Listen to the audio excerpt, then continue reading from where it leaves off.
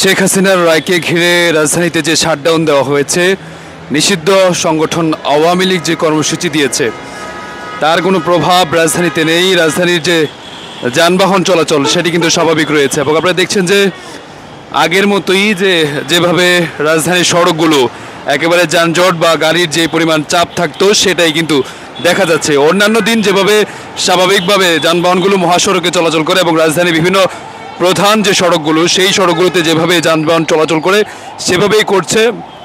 আজকে কিছুক্ষণ পর অর্থাৎ বেলা 11টায় শেখ হাসিনার রায়ের যে বেঞ্চ সেটি কিন্তু বসবে এবং কি ঘোষণা হবে সেটি কিন্তু জানানো হবে। এবং আমরা দেখছি শেখ হাসিনার রায়কে ঘিরে রাজধানীতে একটি নাশকতা করার গতকাল রাতে বিভিন্ন জায়গায় ককটেল বিস্ফোরণ এবং বাসে অগ্নিকাণ্ডের ঘটনা এবং কেরানীগঞ্জে থানার কম্পাউন্ডেও কিন্তু আগুন দেওয়া হয়েছে এমন ঘটনা কিন্তু দেখেছি।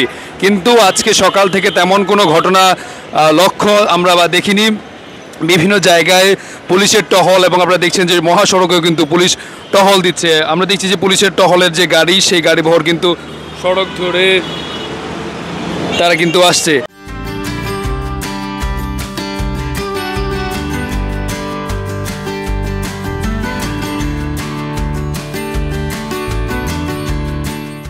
অর্থাৎ বলা যায় যে একেবারে শেখ হাসিনার যে রায় সেই রায়কে কেন্দ্র করে মহাসড়কের যে নিরাপত্তা এবং রাজধানীর যে নিরাপত্তার চাদরে কিন্তু ঢেকে ফেলা হয়েছে। একদিকে আন্তর্জাতিক অপরাধ ট্রাইব্যুনালে সেনাবাহিনী মোতায়েন করা হয়েছে এবং বিজিবি মোতায়েন করা হয়েছে।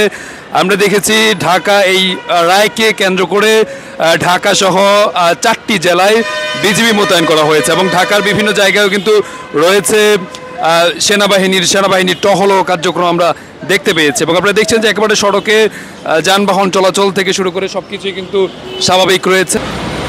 কিন্তু অন্যান্য দিনে যেভাবে সড়কে যানবাহনগুলো দাপিয়ে বেড়ায় বা দূরপাল্লার গাড়ির সংখ্যাটা আমরা কিছু কম দেখছি, কিন্তু রাজধানীর যে গণপরিবহনগুলো সেই গণপরিবহনগুলো স্বাভাবিকভাবেই কিন্তু চলছে সেটি আমরা দেখছি। একেবারে সড়কগুলোতে রাজধানীর গণপরিবহন এবং দূরপাল্লার কিছু সংখ্যক গাড়ি চলাচল করতে দেখা যাচ্ছে।